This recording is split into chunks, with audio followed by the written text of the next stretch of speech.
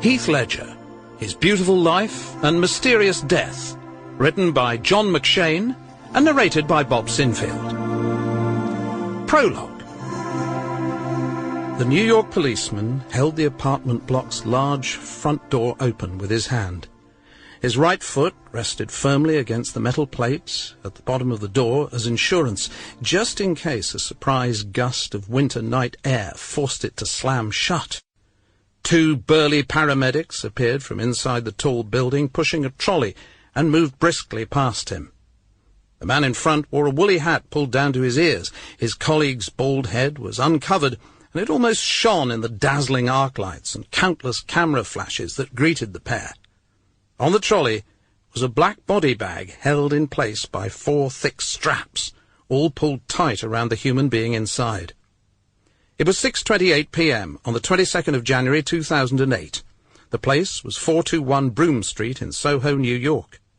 The street had been cordoned off by police, and the crowds outside the building were forced to wait behind the barriers that had hurriedly been erected. Film crews, photographers, reporters, fans, and the just plain morbidly curious were penned back behind them as they watched the sad scene unfold. Broome Street, although in a fashionable area in that most hip of cities, had suddenly gone from being a comparatively anonymous Manhattan street to an address at the centre of the world's attention. The reason was simple. Inside the bag was the body of a 28-year-old man, Heath Ledger, film star. In the few short hours since his death, the news had spread around the globe. From his birthplace in Australia to the United States of America, which had become his home, all was stunned by the news. But it wasn't just in those 2 countries that people were listening to every small piece of information they could about his untimely death. It was the same in every country where films were shown, and that meant the entire world. He was so young. He had so much to live for. He had everything ahead of him. And yet, Heath Ledger was dead. Most knew him as a tall, handsome young actor with a striking screen presence. Many actors dreamed of possessing such a gift, but it was only ever given to a handful who had been sprinkled with true stardust. A much smaller group knew him as a man who had set out on his chosen career at a precociously early age and succeeded in the most competitive of professions, thanks not only to his ability, but also to his determination. And an even smaller group knew him as a loving father of a small daughter whom he adored. Heath Ledger was already a star when he decided to accept the role in a film dubbed, no matter how often or vigorously the cliché classification was denied, the gay cowboy movie. Brokeback Mountain turned him into a superstar, and his life was changed dramatically by it.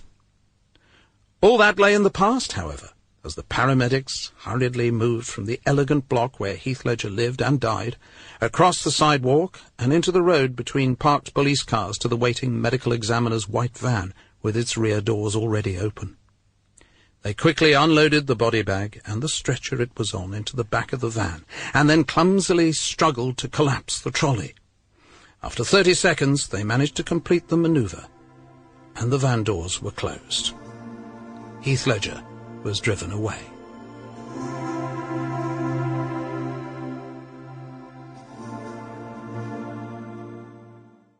Chapter 1. Sea, Surf and Gene Kelly. One of the most isolated cities in the world. That was how Heath Ledger would often describe his birthplace of Perth in Western Australia.